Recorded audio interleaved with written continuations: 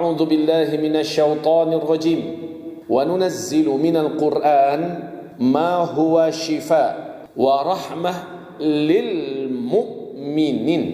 Kami menurunkan Al-Qur'an ini, apa-apa saja yang ada di dalam ayat-ayatnya, syifa sebagai penyembuh, wa rahmah dan sebagai rahmat lil mu'minin untuk orang-orang yang beriman.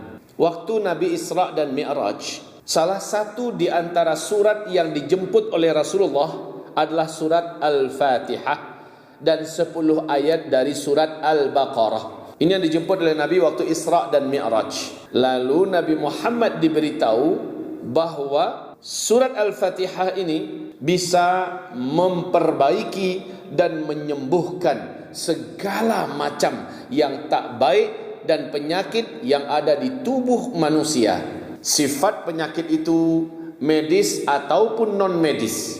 Sementara 10 ayat dari surah Al-Baqarah, yaitu 4 ayat yang pertama, Alif Lam Mim, dzalikal kitabu la raiba fihi hudal lil muttaqin alladzina yu'minuna bil ghaibi wa yuqimuna as-salata wa mimma razaqnahum yunfiqun walladzina yu'minuna bima unzila ilaika wa ma unzila min qablika wa bil akhirati hum yuqinun. 4 ayat pertama. Lalu setelah itu tambah 3 ayat lagi, ayat kursi dan 2 ayat setelahnya, dan yang terakhir 3 ayat penutup dari surat Al-Baqarah. Diberitahu oleh Allah Subhanahu wa taala, jika 10 ayat dari surah Al-Baqarah ini dibacakan kepada orang yang sakit, orang ini pasti Allah akan sembuhkan. Jika di rumah itu, di tempat itu, di lokasi itu ada sihir, ada gangguan setan, maka Allah pastikan bahwa sihir tersebut akan musnah, gangguan setan pasti akan lenyap dan sirna. Ini contoh, wahai Bapak Ibu.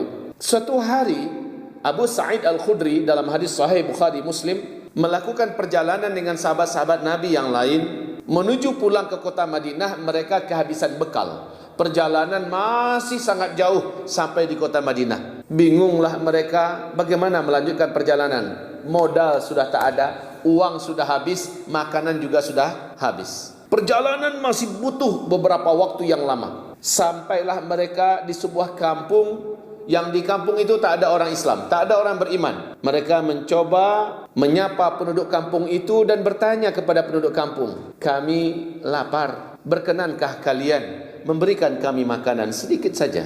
Dan mereka seluruhnya menolak. Mereka tidak mau menyantuni orang yang dalam kesusahan dalam perjalanan. Ibarat Allah, qadarullah, kepala jorong atau kepala kampung itu disengat oleh ular gurun Sahara yang hitam terkenal mematikan. Kelepak-kelepok sebentar saja membiru wajahnya, mengeluarkan busa mulutnya, matanya mulai mendelik-mendelik ke sana kemari menuju kepada sakarat. Kalang kabutlah warga dan penduduk kampung itu. Mereka mencoba mencari orang-orang hebat, tabib-tabib pintar, tapi seluruhnya tak berhasil.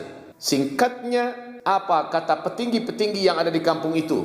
Ada yang lewat ke kampung kita ini tadi minta makan kepada kita. Siapa tahu di antara mereka ada yang hebat dalam mengobati. Panggil mereka. Singkatnya, Abu Sa'id Al-Khudri radhiyallahu anhum dipanggil dan ditanya kepada mereka, "Tuan-tuan, adakah di antara kalian yang bisa mengobati penyakit? Kepala kampung kami digigit oleh ular berbisa yang paling mematikan dan kondisinya sekarang kritis." Apa kata sahabat-sahabat Nabi yang mulia ini? "Kalau sembuh, apakah kalian akan memberi kami makan?" Apa kata mereka? "Lebih dari itu akan kami berikan." Maka kaum muslimin dipertemukanlah Abu Sa'id Al-Khudri dan sahabat-sahabat Nabi berjumpa dengan kepala kampung yang menuju sakarat ini. Ternyata yang diamalkan tidak susah, Bapak Ibu.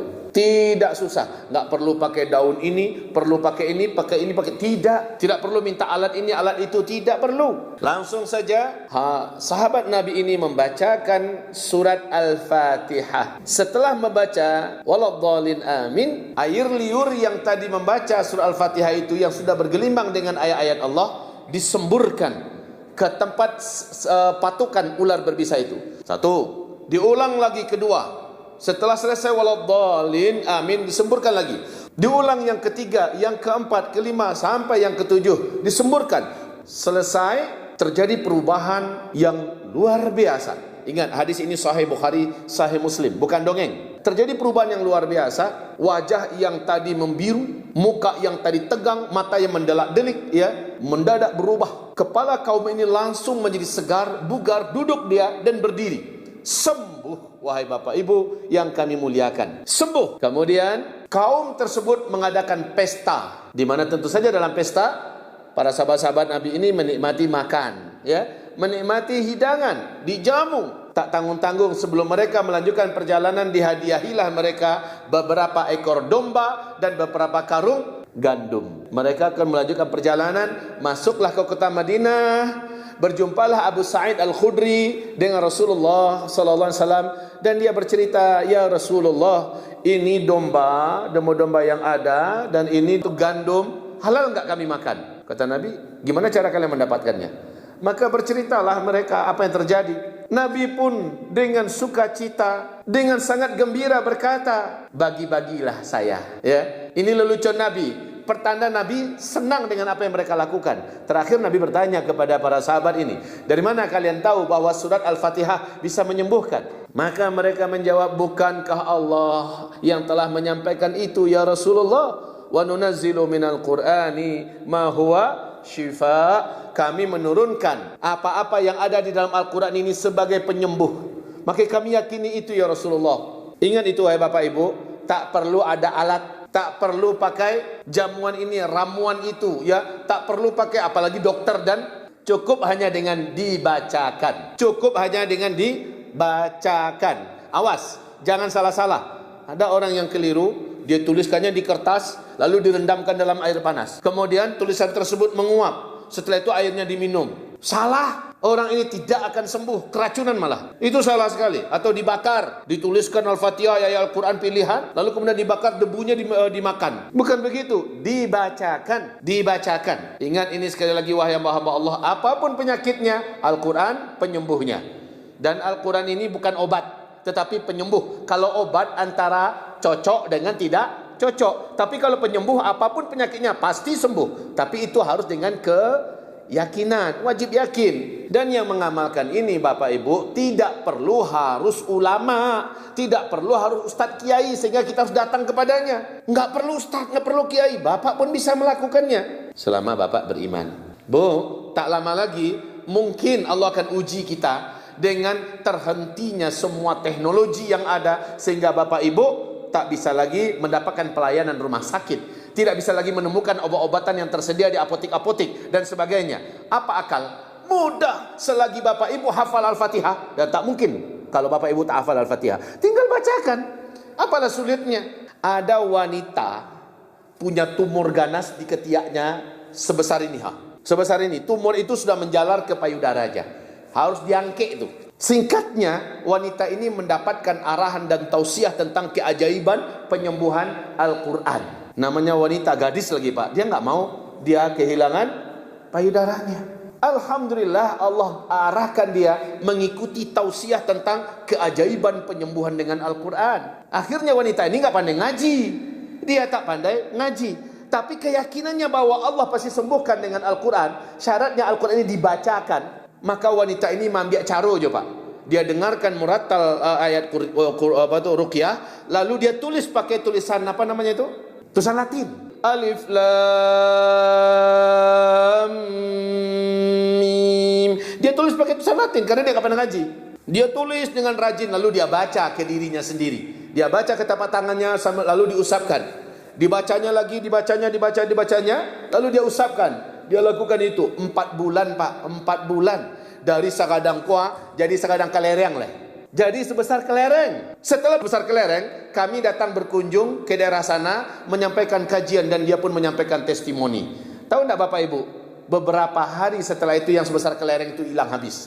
Dan yang di payudaranya pun bersih, tak ada lagi penyakit ganas itu yang harus diangkat semuanya. Allahu Akbar. Terakhir barulah dia belajar baca Al-Quran. Baru dia belajar Iqra. Nah, sekarang dia sudah fasih baca Al-Quran, sudah bagus bacaannya. Bahkan dia sudah ikut membantu orang lain dengan ayat-ayat Al-Quran. Jadi hal ini bukan wali Allah yang harus kerjakan, bukan hanya ustadz dan kiai. Lalu ke bapak-bapak sendiri ibu gak bisa. Bisa Bapak Ibu, yang penting yakin. Ana inda dhanni abdi bi. Wahai Bapak Ibu yang kami muliakan, ini untuk meyakinkan kepada Bapak Ibu semua. Wa nunazzilu minal Qur'an ma huwa shifaa wa rahmatul lil mu'minin. Jangan sampai Bapak Ibu menyangka bahwa penyembuhan dengan Al-Quran ini harus di tangan Ustadz. Itu yang ingin saya potong mata rantai keyakinan yang salah itu.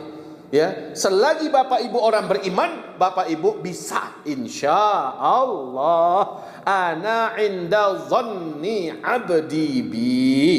Masalah kita yang paling parah sekarang Bapak Ibu, cie indak picayo, duo ragu-ragu, tigo cibo-cibo, ya cibo cik lokok kalai. Hal seperti itu tidak akan dijawab oleh Allah, karena dalam hadis Sahih Bukhari Muslim, di dalam hadis Qudsi, apa firman Allah? Ana inda dhanni abdi bi. Saya menyesuaikan dengan keyakinan hamba kepada saya. Kalau hamba yakin, ambo agiahnya. Tapi kalau nyo ndak yakin do, cibo-cibonya, atau ada ragu-ragu, lainnya meruqyah aja tapi ragu-ragu, maka ini pun Allah tak kasih. Allah tak kasih. Yang Allah kasih siapa? Wa antum muqinuna bil ijabah. Kamu yakin Allah akan kabulkan. Kamu yakin Allah akan wujudkan. Yakin Bapak Ibu. Jadi dalam hal ini kuncinya. Praktekkanlah. Saya menyampaikan ini memang menyegarkan memori kita agar pede kita menjadi seorang muslim dan mukmin ini tumbuh lagi. Diancam kita oleh serangan COVID, apalah namanya ke depan itu, apapun juga. Hati-hati perlu, tetapi apabila kita kena, kita jangan khawatir. Ada Al-Quran yang mampu menetralisir seluruh apa yang ada di langit dan yang ada di bumi. Begitu. Kenapa kita melupakan ini? Cemas sekali lah kita nih. Padahal Sang Maha Penyembuh sudah menjamin, kamu bacakan ini, kamu pasti aku sembuhkan. Allah yang sudah menjamin. Lalu kenapa kita dalam keraguan-raguan? Kenapa wahai Bapak Ibu kita keluarkan ratusan juta uang, tapi kita tidak kembali kepada Allah yang menjamin dengan Al-Quran? Ini satu permasalahan yang harus kita perbaiki. Permasalahan keyakinan kita kepada Allah Subhanahu wa ta'ala.